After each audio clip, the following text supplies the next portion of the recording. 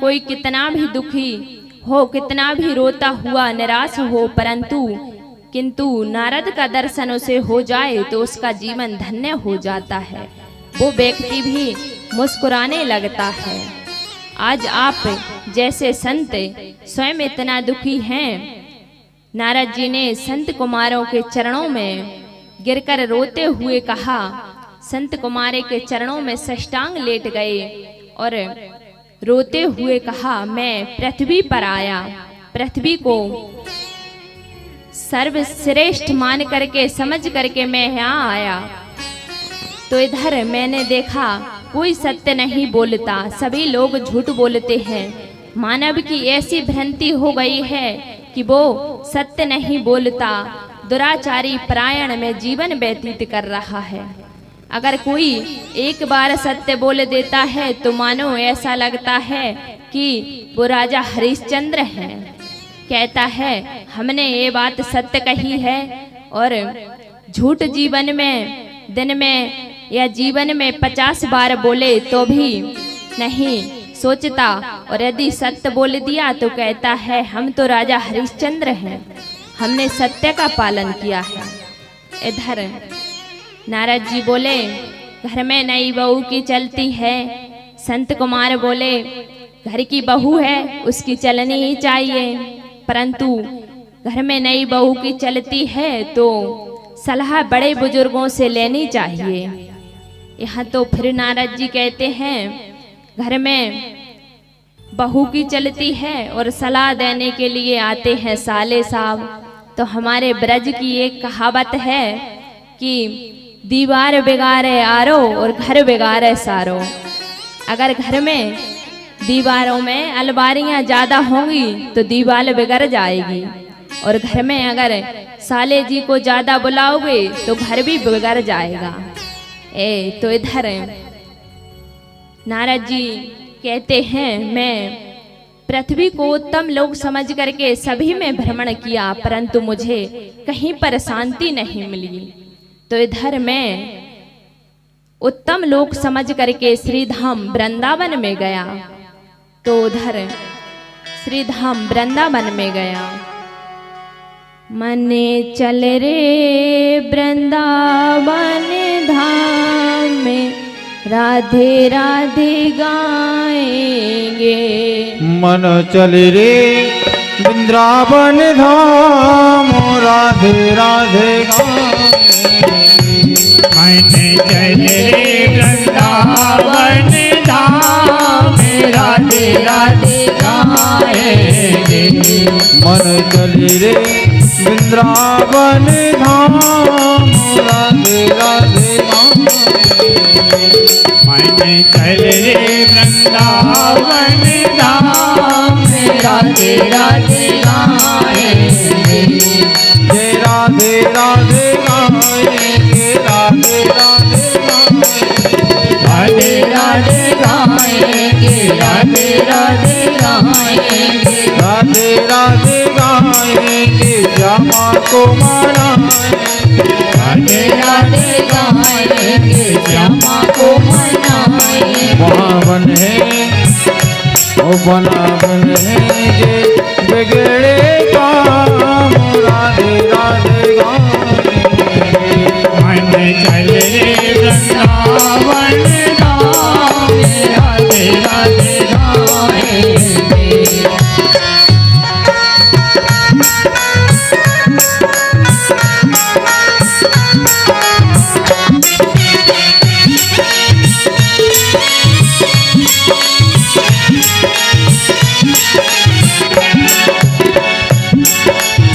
देखिए ऐसे नहीं वृंदावन जाना, तालियों की सेवा करते हुए। वृंदावनों में बांके बिहारी, वृंदावनों में बांके बिहारी। ओ वृंदावन में बांके बिहारी, वृंदावनों में बांके बिहारी। बांके बिहारी की राह न्यारी, बांके बिहारी की राह न्यारी। मैं तो दर्शन करूं सुबह शाम राधे राधे जय हो। चलो राधे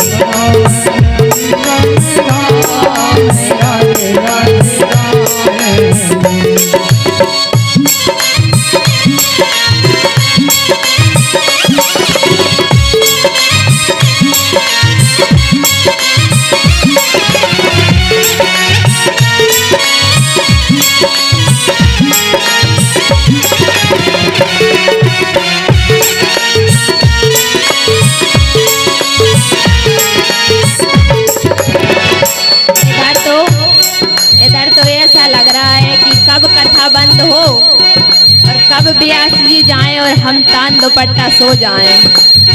कुछ भाव ही नहीं है। ऐसे जाओगे वृंदावन तो बांके बिहारी दूर छोड़ करके भाग जाएंगे। तालियों की सेवा करते हुए और मन में भाव लाते हुए मन चल रे वृंदावन धाम में राधे राधे गाएंगे।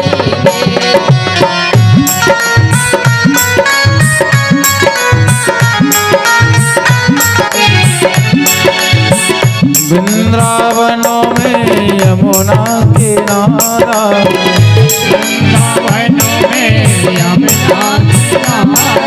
ओ वृंदावनों में यमुना किनारा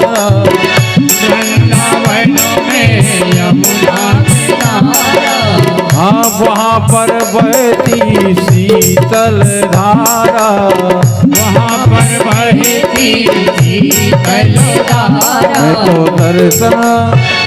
मैं तो दर्शन करूं आठों याम राधे राधे जय हो।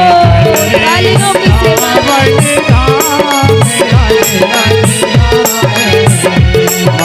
चल रे वृंदावन धाम राधे राधे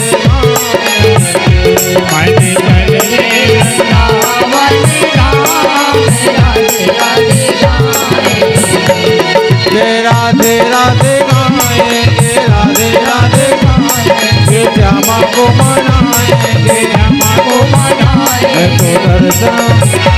तो दर्शन राधे मैं तो पूजा करूं आठों याम राधे राधे मन चल रे वृंदावन धाम राधे राधे मन चल रे वृंदावन धाम राधे राधे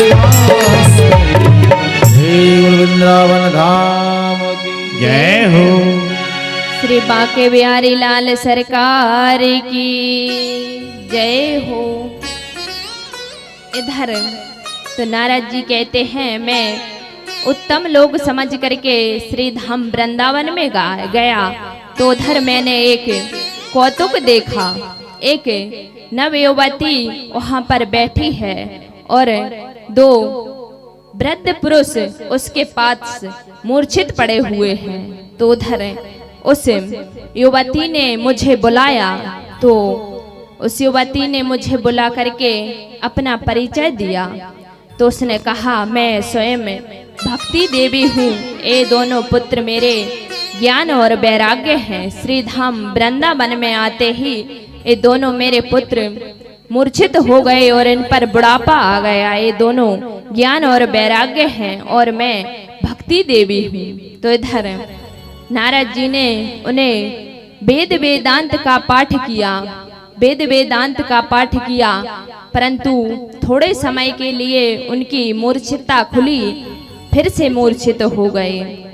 तो उधर नारद जी परेशान हो गए तो देखा आकाशवाणी ने कहा कि जाकर के सत्कर्म करो, तभी ज्ञान वैराग्य का बुढ़ापा दूर होगा और भक्ति माता के कष्ट की निवृत्ति होगी। तो इधर मैं वहां से आया तो पृथ्वी लोग पर मैंने सभी से यह बात पूछी कि भाई सत्कर्म क्या होता है, तो किसी ने भी कुछ जवाब नहीं दिया। अब इधर मैं आपके चरणों की वंदना करता हूँ, कृपा करके आप मुझे ये बताइए कि सत्कर्म क्या है और ज्ञान और वैराग्य का बुढ़ापा दूर कैसे हो और भक्ति माता के कष्ट की निवृत्ति कैसे हो। आप कृपा करके हमें ये बताइए। तो संत कुमार चारों भाई कहते हैं, वेद वेदांत का पाठ करने से कुछ नहीं होगा। वेद रूपी कल्प वृक्ष का पका हुआ फल श्रीमद् भागवत है। इसका श्रवण कराने से ज्ञान और वैराग्य का बुढ़ापा दूर हो जाएगा और भक्ति माता के कष्ट की निवृत्ति हो जाएगी। तो इधर नारद जी के मन में थोड़ा संकोच आया कि वेद वेदांत का पाठ कर लिया तब तो मूर्छता खुली नहीं, अब भगवत जी का श्रवण करने से मूर्छता खुल जाएगी। तो संत कुमारों ने कहा कि हम आपको वचन देते हैं कि भक्ति माता के कष्ट की निवृत्ति होगी और ज्ञान और वैराग्य का बुढ़ापा दूर हो जाएगा। आप श्रीमद् भागवत की कथा का श्रवण कराइए उन्हें। तो नारद जी कहने लगे कि कथा कहाँ करें? तो संत कुमार चारों भाई बोले, श्री बद्रिका धाम में हम सभी कथा करेंगे। तो इधर संत कुमार चारों भाई बन गए वक्ता और नारद जी बन गए श्रोता। अब ऐसे ही वहां पर हजारों संतों की भीड़ लग गई। संत कुमार कथा कह रहे हैं, नारद जी कथा करा रहे हैं। कुंभ जैसा वातावरण बन गया, हजारों संत वहां पर विराजमान हो गए। तो इधर अब जैसे ही नारद जी ने कहा, भक्ति माता आप आवो, आपके कष्ट की निवृत्ति होगी, और 3 आसन बिछा दिए और कहा, ज्ञान वैराग्य आप आवो, आपके बुढ़ापा दूर होगा और भक्ति माता के कष्ट की निवृत्ति होगी। तो इधर जैसे ही भक्ति माता आई तो उधर से भक्ति माता गाते हुए आई, श्री कृष्ण गोविंद हरे मुरारी, हे नाथ नारायण वासुदेवा। कृष्ण गोविंद हरे मुरारी, हे नाथ नारायण वासुदेवा। श्री कृष्ण गोविंद हरे मुरारी, हे नाथ नारायण वासुदेवा।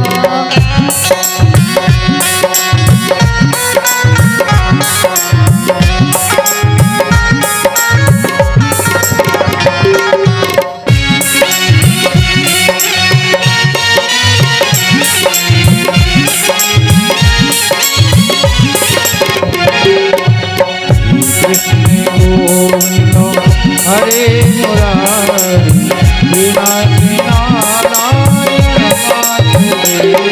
श्री कृष्ण गोविंद हरे मुरारी, हे नाथ नारायण वासुदेवा।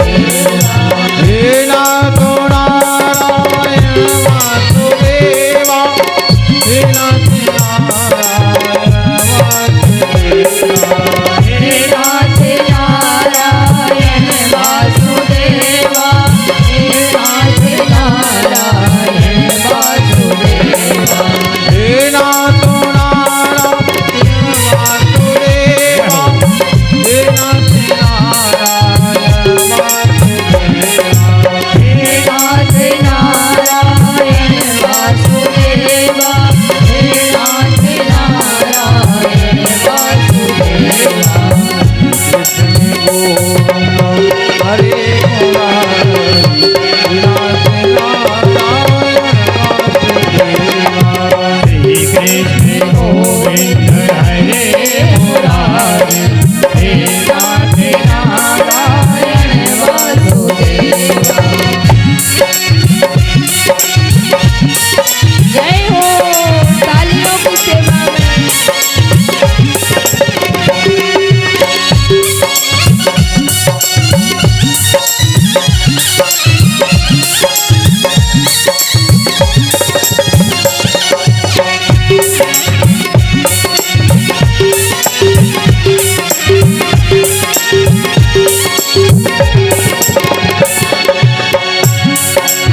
तुम्हारे स्वामी सका हमारे, हे नाथ नारायण वासुदेवा।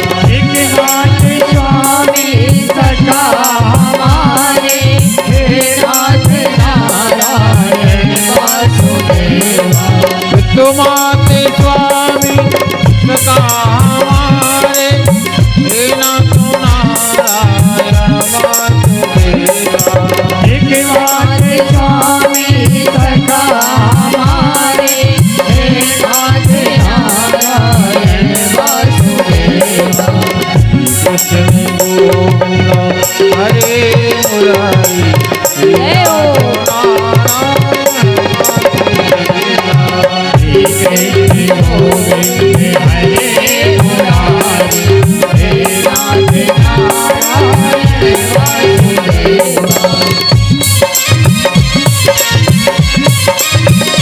हरि बोल।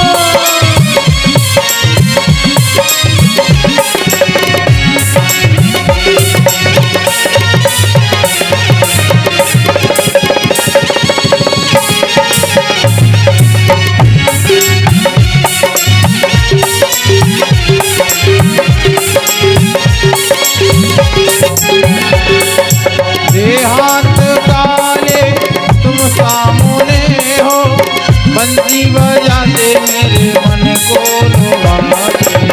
ये अंतकाले तुम सामने हो, बंसी बजाते मेरे मन को लुभाते। देहांत काले तुम सामने हो, बंसी बजाते मेरे मन को लुभाते। तुम सामने हो, बंसी बजाते मेरे मन को लुभाते। काम होकर दिन रात गाओ, काम होकर दिन रात गाओ, तेरा तेरा नारायण वासुदेवा। कृष्ण गोविंद हरे मुरारे, हे नाथ नारायण वासुदेवा। कृष्ण गोविंद हरे मुरारी, हे नाथ नारायण वासुदेवा। कृष्ण गोविंद हरे मुरारे, हे नाथ नारायण वासुदेवा। बोलो कृष्ण कन्हैया लाल की जय हो। तो इधर जैसे ही भक्ति माता और ज्ञान और वैराग्य वहाँ पर आसीन हो गए, तो इधर अब नारद जी संत कुमारों से प्रश्न करते हैं, पूछते हैं कि कोई ज्ञानी व्यक्ति भगवत की कथा श्रवण करे मुक्ति पाता है तो गलत बात नहीं है, या कोई विद्वान व्यक्ति भगवत की कथा श्रवण कर मुक्ति पाता है तो गलत बात नहीं है, कोई भक्त व्यक्ति भगवत की कथा श्रवण कर मुक्ति पाता है तो गलत बात नहीं है, परंतु जिस व्यक्ति ने जीवन पर्यंत पाप कर्म किए हों और पाप कर्म करते करते अगर उसकी मृत्यु हो गई हो तो वो व्यक्ति भी श्रीमद् भागवत जी की कथा श्रवण करने से मुक्ति पा सकता है। तो इधर संत कुमार कहते हैं, जिसने जीवन पर्यंत पाप कर्म किया हो और पाप कर्म करते करते उसकी मृत्यु हो गई हो और वो व्यक्ति मरने के बाद भूत प्रेत पिशाच अगर बन जाए तो उसके नाम से श्रीमद् भागवत कथा श्रवण कराओ तो उस व्यक्ति की मुक्ति अवश्य होती है। तो इधर नारद जी बोले, हम ऐसे नहीं मानेंगे, ऐसी कोई कथा सुनाइए जिस व्यक्ति ने जीवन पर्यंत पाप कर्म किया हो और पाप कर्म करते करते जो व्यक्ति की मृत्यु हो गई हो और मरने के बाद भूत प्रेत पिशाच अगर बन गया हो और भागवत की कथा श्रवण करने से उसकी मुक्ति हो गई हो। हमें कृपा करके आप ऐसी कोई कथा सुनाइए। तो इधर अब संत कुमार बोले कि आप ध्यान से सुनना, मैं आपको यही कथा सुनाता हूँ।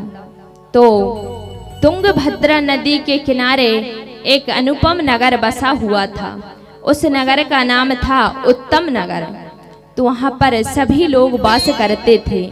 उसी गांव में उधर ही एक आत्मा देव नाम के पंडित वास करते थे। तो जिसकी आत्मा शुद्ध होती है उसी को आत्मा देव कहते हैं। उनकी आत्मा में परमात्मा का वास था, इसीलिए उनका नाम आत्मा देव था। तो इधर जैसे ही सदग्रस्त सदगुण संपन्न पंडित जी थे, उधर दूसरी ओर उनके ही विपरीत उनकी भार्य, उनका नाम बड़ा विचित्र नाम, तो उनका नाम था धुंधली देवी। तो अब धुंधली देवी का काम क्या था कि सुबह से 3-4 घरों में लड़ाई ना कराएं तो महाराज धुंधली देवी का भोजन ही नहीं पचता था। 2-3 घरों में लड़ाई कराना उनका रोज का काम था। अब जैसे ही पड़ोस में सुन लिया कि किसी के घर में लड़ाई हो रही हो, तो लड़ाई में चाहे कुछ घल जाए, परंतु धुंधली देवी लड़ाई देखने जरूर जाती थी। इधर अब पंडित जी बेचारे दिन भर पूजा पाठ करने के लिए जाते थे, तो इधर शाम के टाइम जब लौट कर आते थे तो ऐसे हाथ जोड़ करके खड़ी हो जाती, मानो माता सती अनसुईया के बाद नी का नंबर है। ऐसे हाथ जोड़ करके खड़ी हो जाती और दिन भर इसके घर में लड़ाई कराना, उसके घर में लड़ाई कराना, बस यही काम था धुंधली देवी का। तो इतने सदग्रंथ अगर किसी स्त्री में आ जाए तो उस पर तो भगवान की बड़ी कृपा हो जाती है, क्योंकि इतने गुण हर स्त्री में नहीं होते। तो इधर धुंधली देवी का यही काम था। तो आत्मा देवी के घर कोई पुत्र पुत्री का नहीं थे। उनके घर एक गाय थी, वो भी बांझ थी। इधर उनके घर एक तुलसी का बरबा था, वो भी सूखा हुआ था। तो इधर अब तो एक दिन आत्मा देव बेचारे बहुत दुखी हुए, मेरे घर कोई संतान भी नहीं है और मेरे घर ये तुलसी का बरबा है, ये भी सूख रहा है और मेरी गऊ भी बांझ है। तो इधर अब तो पड़ोसियों का आना शुरू हो गया। अब पड़ोसियों का आना शुरू हुआ तो ज्यादा अच्छे पड़ोसी अगर मिल जाएं तो भगवान की कृपा होती है कि हमारी चाहे एक फूटी हो मगर पड़ोसी की दोनों फूटनी चाहिए। हमारा चाहे एक हाथ टूटा हो मगर पड़ोसी के दोनों हाथ टूटने चाहिए। एक कुछ पड़ोसियों के नियम होते हैं।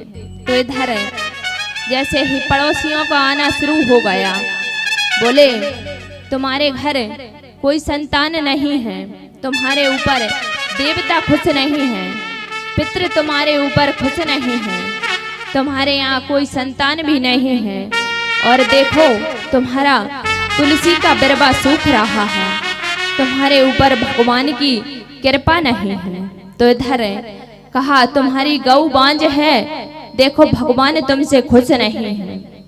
अब पंडित जी बेचारे बहुत दुखी हुए, सोचने लगे देवता मुँह से खुश नहीं है, पितृ मुँह से खुश नहीं है, अब मैं क्या करूं। तो इधर जैसे ही पंडित जी बहुत दुखी हो गए और सोचा आज तो मैं वन की ओर जा रहा हूँ, वन में तपस्या करूंगा और जब तक पुत्र प्राप्ति का वरदान नहीं मिलेगा मैं घर लौट कर नहीं आऊंगा। इधर ऐसा संकल्प लिया पंडित जी ने और वन की ओर जाने लगे। तो उधर वन की ओर जैसे ही पहुंचे तो पंडित जी एक वृक्ष के नीचे बैठ गए। तो उधर एक संत महात्मा आए। संत महात्मा आए तो उन्हें देख करके पंडित जी रोने लगे, रुदन करने लगे। रुदन करते हुए उनके चरणों में साष्टांग लेट गए। तो उन्होंने पूछा क्या बात है भाई, बताओ तो सही जरा क्या बात है। तो कहने लगे देवता मुझसे खुश नहीं है, पितृ मुझसे खुश नहीं है, आप बताओ तो सही ऐसा मैंने क्या कर्म किया है जिससे देवता पितृ मुझसे खुश नहीं है। इधर मेरे घर कोई संतान भी नहीं है, एक तुलसी का बरबा है वो भी सूख रहा है और मेरे घर एक गऊ है वो भी बांझ है, 6 साल से कोई बच्चा बच्चिया नहीं है।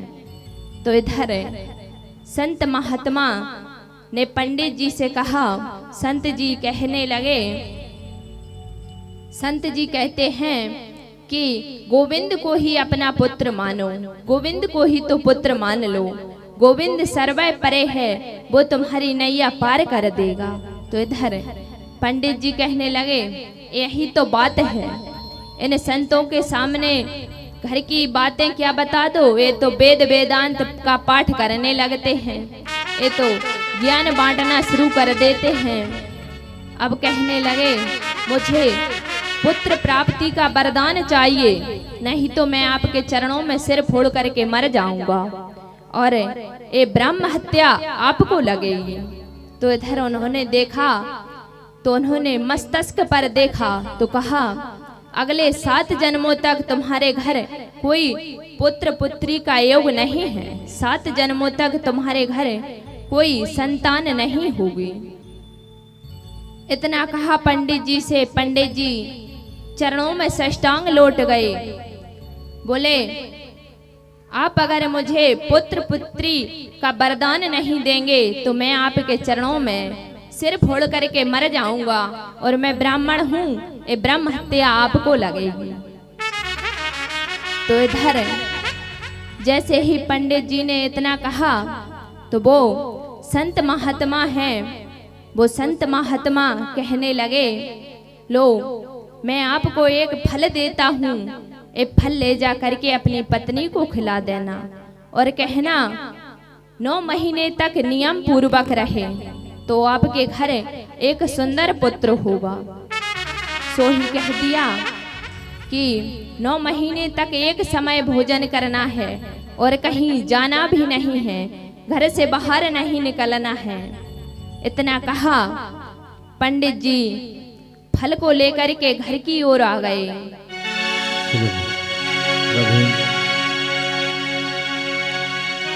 कोयलिया बोली रे, जय हो। अमुआ की डार अपनों को नहीं आए, बिना राम रघुनंदन अपनों को नहीं आए।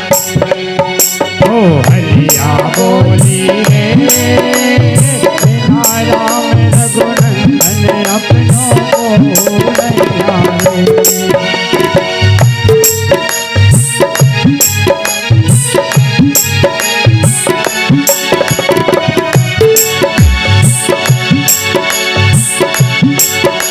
कोयलिया बोली रे, अमुआ की डार अपनों को नहीं आए, बिना राम रघुनंदन अपनों को नहीं आए। ओ हरिया बोली रे, अमुआ की डार अपनों को नहीं आए, बिना राम रघुनंदन अपनों को नहीं आए।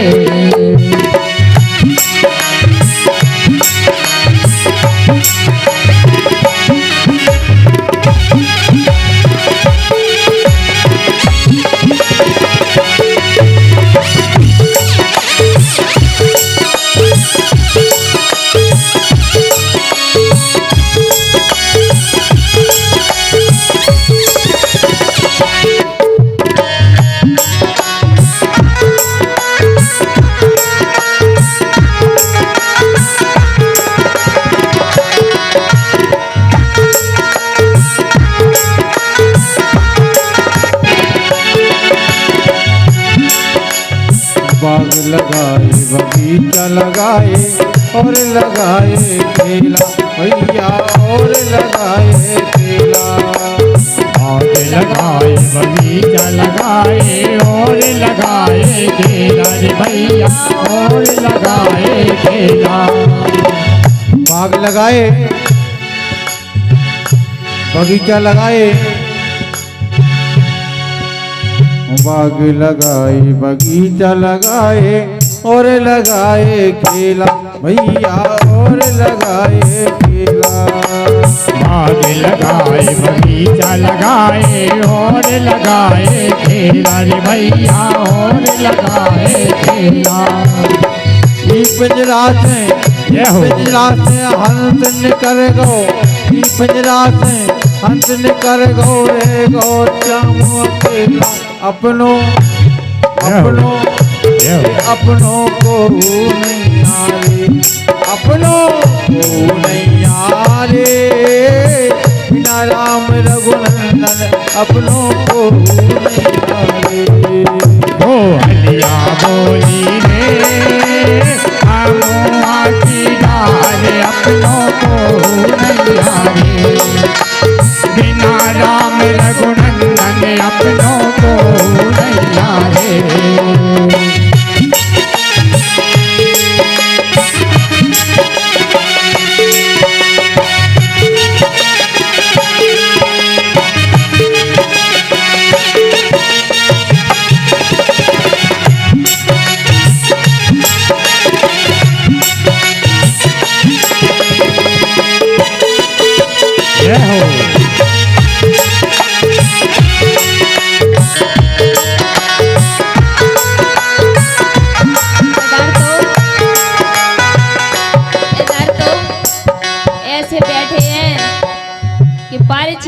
तो 3 बार सो लिया।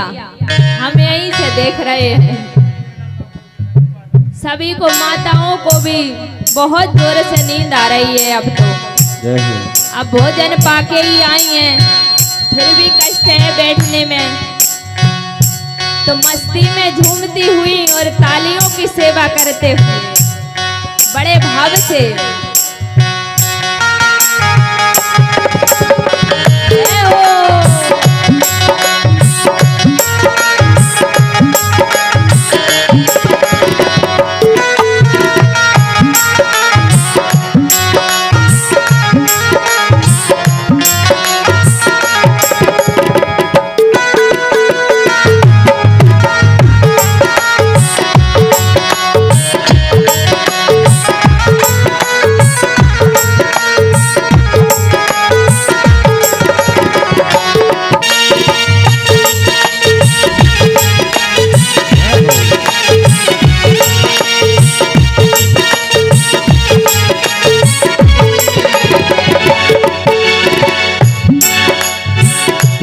नानो तिरिया रोवे 6 महीना तक भाई भैया 6 महीना तक भाई।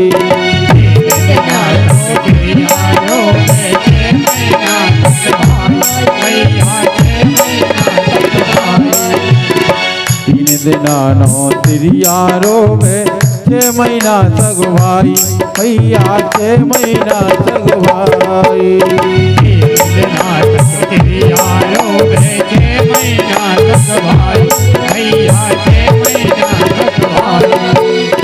जन्म जन्म नो माता रोवे कर गए हाथ पराई। जन्म नो माता रोवे कर गए हाथ पराई। अपनों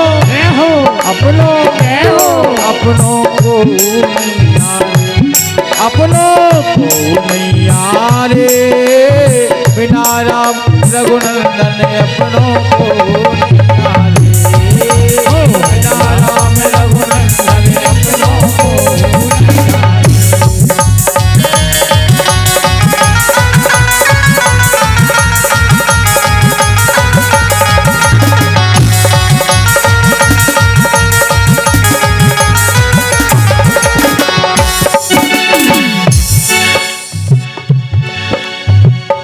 50 बराती आ गए ले चल होई भैया ले चल होई।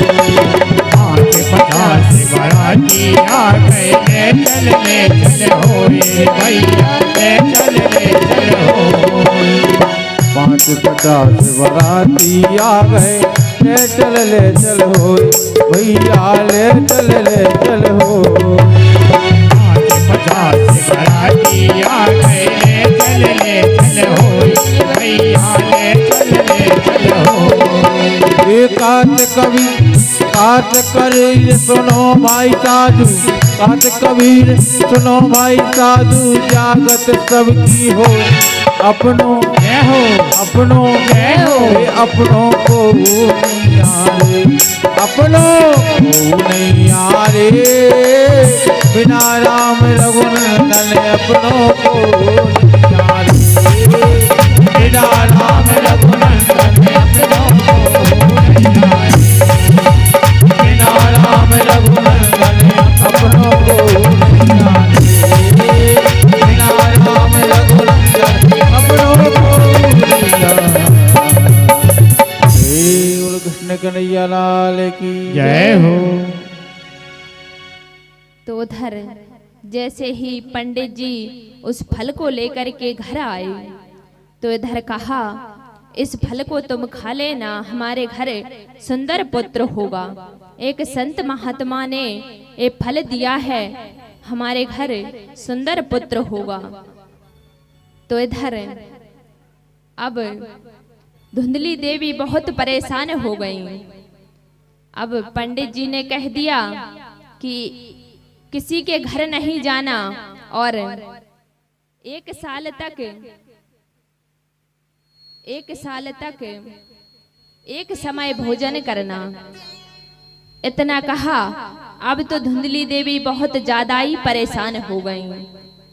तो इधर तब तक पंडित जी तो फल को दे करके चले गए। तो एक पड़ोसन आ गई। तो पड़ोसन आई तो पड़ोसन से कहने लगी, मुझे नहीं चाहिए पुत्र पुत्र, मैं तो बांझ ही बढ़िया हूँ, क्या करूँगी पुत्र का। कहते हैं पुत्र के समय होते समय इतनी आसानी पीड़ा होती है कि स्त्री का दूसरा जन्म होता है, कहीं उस समय में मर गई तो इधर फिर कहने लगी, मैंने सुना है जो स्त्री गर्भ से होती है वो दौड़ भी नहीं पाती। तो पड़ोसन बोली, बहन तुझे आर्मी में भर्ती थोड़ी होना है, सो तुझे दौड़ना पड़ेगा, मत दौड़ना 9 महीने तक। तो इतने में धुंधली देवी कहने लगी, कहीं डाकू आ गए या मुझे तो बहुत परेशानी होगी, मुझे नहीं चाहिए पुत्र पुत्र, और किसी के घर भी नहीं जाना। अब ये ही तो सबसे बड़ी परेशानी है, क्योंकि धुंधली देवी का नियम था कि जब तक उठ के 2-4 घरों में लड़ाई ना करा दें उनका भोजन ही नहीं पचता था। अब देखा तो इतने में ही धुंधली देवी की बहन आ गई। पड़ोसन तो कहकर चली गई कि बहन तू जाने तेरा काम, मैं तो आपसे कुछ नहीं कह सकती। इतने में ही धुंधली देवी की बहन आई। तो महाराज 3 बच्चे जा साइड और 3 बच्चे जा साइड, 6 साथ में लिए हैं और 7वां गर्भ में है।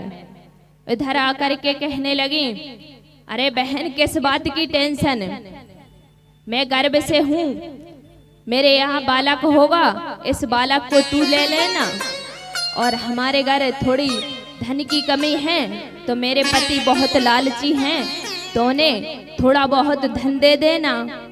सो ही इधर दोनों बहनों ने बात कर ली। सो कहने लगी, अब इस फल का क्या करें।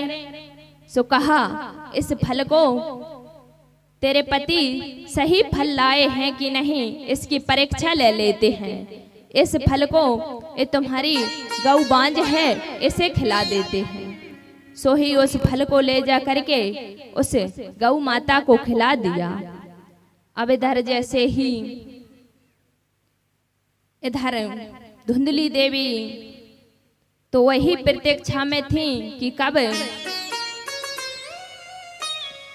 पुत्र होगा और मैं बहन का पुत्र लूं।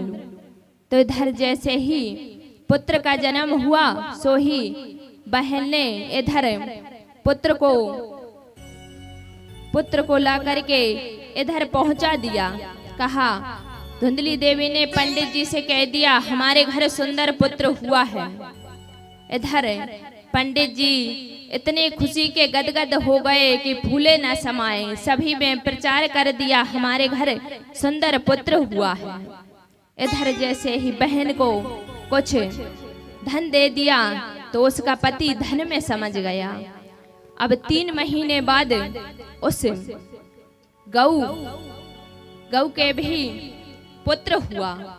तो वो कैसा था कि संपूर्ण शरीर मनुष्य जैसा, केवल कान गौ जैसे हो गए। तो इधर गौकर्ण बहुत ज्ञानी थे और गौकर्ण पंडितो ज्ञानी धुंधकारी महाखला। अब जैसे ही वो पुत्र हुआ, सो ही पंडित जी उसे गोद में लेकर के आने लगे और कहा, इसका नाम तो मैं गोकर्ण रखता हूँ। सो उसका वहीं पर नामकरण कर दिया। अब इधर तो धुंधली देवी परी तड़कार करके, अरे अभी तक मेरे पुत्र का नामकरण नहीं हुआ, मेरा पुत्र इससे 3 महीना बड़ा है, अभी तक नामकरण नहीं हुआ। तो आत्मा देव ने सोचा, मेरा नाम आत्मा देव है, पुत्र का नाम परमात्मा देव रखूंगा। इतने में ही धुंधली देवी आ गई। अरे 9 महीने कोख में मैंने रखा और नामकरण आप करोगे, इसका नाम आप रखोगे, आसानी पीड़ा मैंने सही, नामकरण आप करोगे। मेरा नाम है धुंधली देवी, मेरे पुत्र का नाम होगा धुंधकारी। अब इधर जैसे अपने पुत्र का नाम धुंधकारी रख दिया।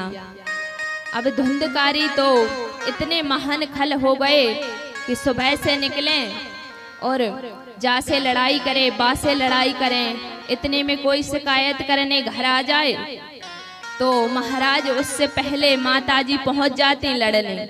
अरे मेरे एक ही पुत्र है, इससे किसी ने कटु वचन बोले तो मैं उसको छोड़ूंगी नहीं।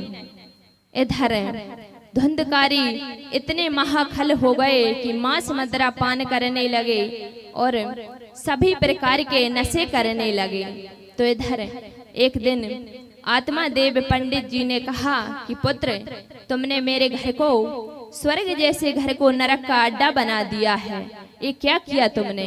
मैंने तुम्हें पुत्र प्राप्ति के लिए कितने योग तपस्या की, कितना कुछ किया, आज तुमने मेरे स्वर्ग जैसे घर को नरक का अड्डा बना दिया है। तो इधर धुंधकारी इतना महाखल हो गया कि आत्मा देव जी के ऊपर लाठी लेके वार करने लगा, प्रहार करने लगा, मारने लगा।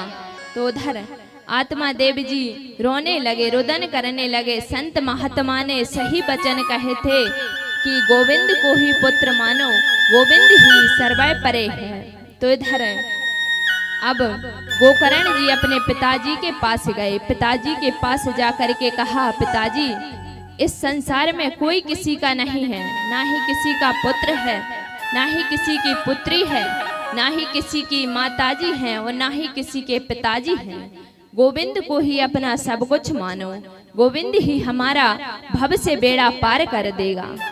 तो गोकर्ण जी की बात आत्मा देव को उचित लगी तो कहने लगे, पुत्र अब मैं कहाँ जाऊं?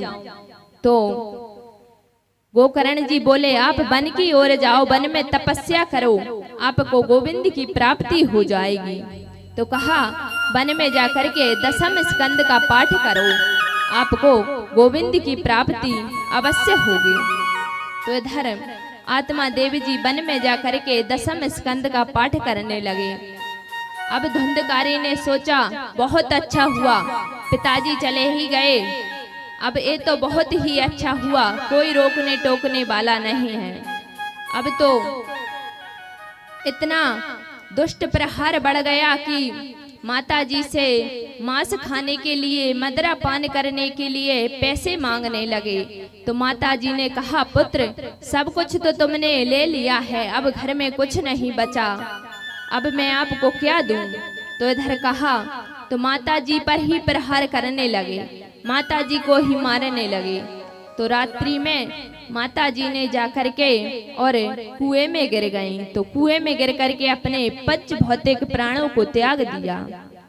तो धुंधकारी ने सोचा, अब तो और बहुत बढ़िया हुआ, अब और कोई रोकने टोकने वाला नहीं है, माताजी थी सो मर ही गईं, पिताजी वन की ओर चले गए, अब कोई नहीं है। तो इधर धुंधकारी के आचरणों को देख करके गोकर्ण जी बद्री धाम में चले गए। सोचा वहीं पर जाके तपस्या करेंगे, भगवान की प्राप्ति करेंगे, तीर्थ यात्रा के लिए चले गए। तो इधर धुंधकारी का दुराचारण, पाप परायण इतना बढ़ गया कि 5-5 वेश्याओं को घर में ले आए। 5-5 वेश्याओं को जैसे ही घर में लाए तो इधर राजा की चोरी करने लगे। राजा की चोरी की तो सभी वेश्याओं ने सोचा, इसने राजा की चोरी की है, इसे तो राजा जरूर ही मारेगा, साथ में हम और मारे जाएंगे। तो इधर सभी वेश्याओं ने धुंधकारी को, नशे में धुत थे तो रस्सियों से बांध दिया, रस्सियों से कस करके धुंधकारी के मुख में जलते हुए अंगारे डाल दिए। जलते हुए अंगारे डाले तो वहीं पर धुंधकारी की मृत्यु हो गई और वेश्याएं सभी धन को लेकर के वहां से चली गईं। अब इधर धुंधकारी मरने के बाद इतना बड़ा भूत प्रेत पिशाच बन गया कि क्या बताएं। गोकर्ण जी तपस्या, तीर्थ यात्रा के लिए, तपस्या के लिए तीर्थ यात्रा पर गए हुए थे। उधर से लौट करके जैसे ही गोकर्ण जी आए तो आकर के अपने घर के आंगन में विराजमान हो गए। सोचा यहीं पर मेरे पिताजी का वास था, यहीं बैठ के थोड़ी देर भजन करूंगा। तो रात्रि के समय आए तो आकर के बैठे। जैसे ही आकर के बैठे और माला फेरने लगे तो देखा धुंधकारी इतना बड़ा भूत प्रेत पिशाच है कि कभी भेड़ बन करके आ जाता, कभी बकरी बन करके आ जाता, कभी भैंस बन करके आ जाता। इतने विशाल रूप धारण करके धुंधकारी सामने आने लगा। तो उन्होंने अपनी कमंडली में से जल लेकर के थोड़ा जल छिड़का और कहा, आप कौन हो, जरा सामने आओ, आप मुझे ऐसे परेशान क्यों कर रहे हो। तो जैसे ही गोकर्ण जी ने जल अभिमंत्रित जल को फेंका, सो ही धुंधकारी सामने आ गया। बोला, भाई मैं आपका भाई हूँ, मेरे पाप कर्म की वजह से मुझे भूत प्रेत पिशाच बन गया हूँ, तो इधर आप मेरी मुक्ति का कोई यत्न कीजिए। सो ही इधर गोकर्ण जी ने कहा, अभी तो आप यहाँ से जाओ, सुबह मैं आपकी मुक्ति का कोई साधन जरूर ढूंढूंगा। तो इतने में धुंधकारी वहां से चले गए। और गोकर्ण जी ने कहा, मैंने आपके नाम से गया जी में पिंडदान किए, फिर भी आप नहीं तरे। तो कहने लगे, मैं इतना बड़ा पापी हूँ कि गया जी में 1000 बार पिंडदान कर दो तो भी नहीं तरूंगा। तो इतने में ही गोकर्ण जी कहने लगे, गोकर्ण जी ने कहा कि ऐसा नहीं है कि गया जी में पिंडदान करने से व्यक्ति तिरता नहीं है, परंतु क्या हुआ कि उनका गोत्र अलग था और उनका गोत्र अलग था, तो उन्होंने अपने गोत्र से उनका गया जी में पिंडदान कर दिया, इसीलिए वो वहां पर तिरे नहीं। तो इधर धुंधकारी वहां से चले गए। सुबह जैसे ही गोकर्ण जी ने अपने इष्ट देव को नमन किया, इष्ट देव को नमन करके तो सूर्य भगवान प्रकट हो गए। सूर्य भगवान प्रकट हुए तो कहा, बोलो गोकर्ण, क्या सहायता चाहिए, जरा बताओ तो सही। तो गोकर्ण जी कहने लगे, मेरा भाई धुंधकारी बहुत बड़ा भूत प्रेत पिशाच बन गया है, उसकी मुक्ति का कोई साधन बताइए। तो इधर सूर्य देव ने कहा कि श्रीमद् भागवत जी की कथा श्रवण कराने से धुंधकारी मुक्त हो जाएगा, सभी पापों से उसकी मुक्ति हो जाएगी। तो इधर गोकर्ण जी कहने लगे, तो हम कथा कब करें, कहाँ कथा करें। तो कहा, आषाढ़ मास में कथा करिए आप। तो गोकर्ण जी व्यास पीठ पर आसीन हो गए।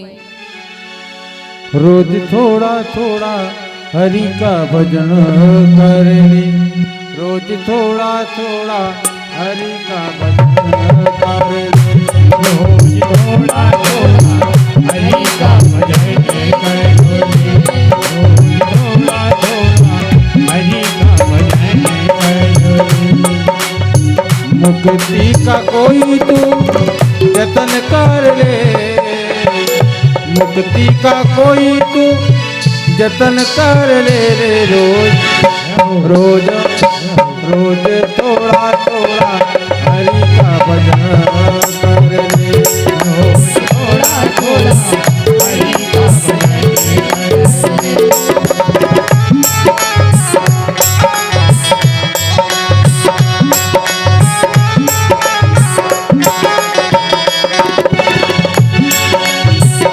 भक्ति करेगा तो बड़ा ही सुख पाएगा, भक्ति करेगा तो बड़ा ही सुख पाएगा, भक्ति करेगा तो बड़ा ही सुख पाएगा, भक्ति करेगा तो बड़ा ही सुख पाएगा। भक्ति से आत्मा का मैल छूट जाएगा, भक्ति से आत्मा का मैल छूट जाएगा। आत्मा के साथ साथ, आत्मा के साथ साथ मन कर ले।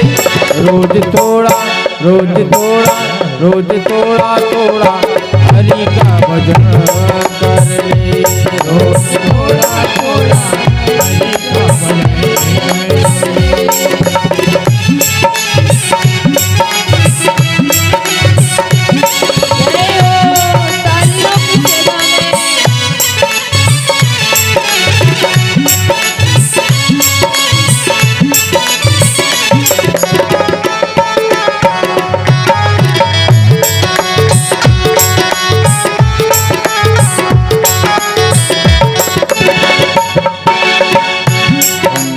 करो अच्छे लोगों की,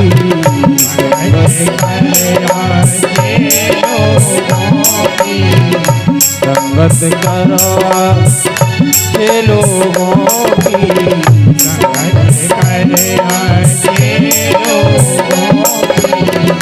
हवा मिल जाएगी सभी रोगों की, हवा मिल जाएगी सभी रोगों की।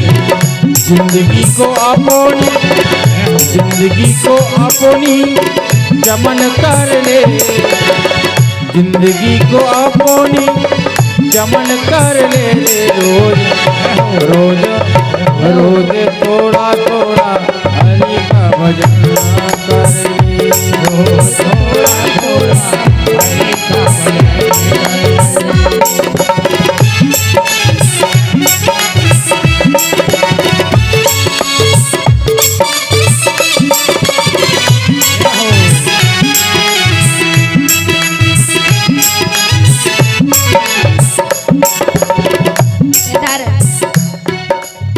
थोड़ा रुको तो सही, देखे तो सही गा रहे हैं कि बस नींद आ रही है कि आवाज ही तो नहीं आ रही बिल्कुल। ये भजन तो सबको आता है,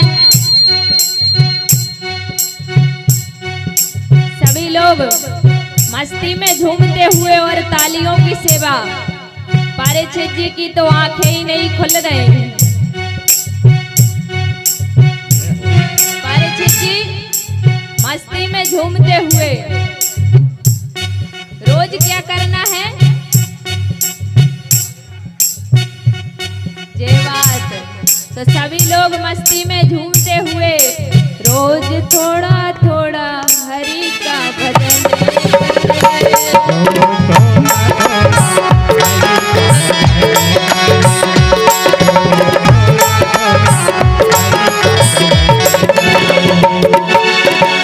जग की अंधेरे से बाहर निकल करो, जग की अंधेरे से बाहर निकल करो, जग की अंधेरे से बाहर निकल करो, जग की अंधेरे से बाहर निकल करो। ये बंदे तू अब हरि नाम गा करो, ये बंदे तू अब हरि नाम गा कर। आत्मा से अपनी, आत्मा से हरि का मिलन कर ले रे, रोज रोज रोज थोड़ा थोड़ा हरि का भजन कर ले,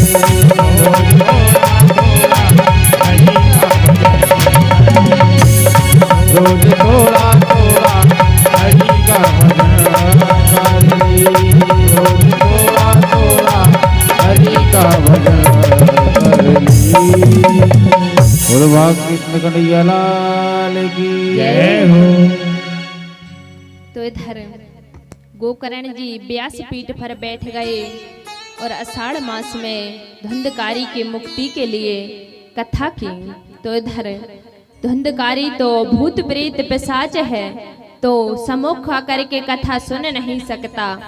तो एक सप्त ग्रंथी बांस लगाया और उस बांस में धुंधकारी विराजमान हो गया। तो पहले दिन की कथा में एक ग्रंथि फट गई तो जोर से आवाज हुई, तो सभी लोग कहने लगे क्या हुआ। सो ही दूसरे दिन की कथा में दूसरी ग्रंथि फट गई। तो इधर 7 दिन की कथा में 7 ग्रंथि फट गई और उसमें से एक दिव्य महान पुरुष निकला। वो दिव्य महान पुरुष निकला, वो धुंधकारी था। तो इधर धुंधकारी को लेने के लिए भगवान के पार्षद आए, भगवान का विमान आया। विमान आया जैसे ही तो गोकर्ण जी ने कहा कथा हमने भी सुनी, हमें भी साथ में ले चलिए। तो इधर पार्षद बोले आपने कथा सुनते समय मन को चंचल किया है और